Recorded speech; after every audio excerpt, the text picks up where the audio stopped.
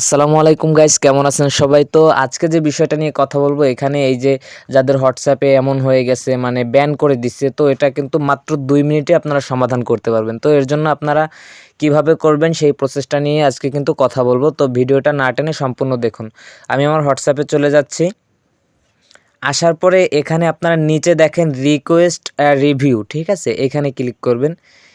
এখানে ক্লিক করার পরে আমি কিন্তু আমার ভিডিওর ডেসক্রিপশন বক্সে একটা লেখা দিয়ে দেবো, ওটা আপনারা কপি করবেন। কপি করার পরে এটাকে কপি করার পরে এখানে পেস্ট করবেন। পেস্ট করার পরে যে শেষে যে নাম্বারটা এখানে আপনাদের যে হোয়াটসঅ্যাপ নাম্বার সেই নাম্বারটা এখানে দিয়ে দেবেন।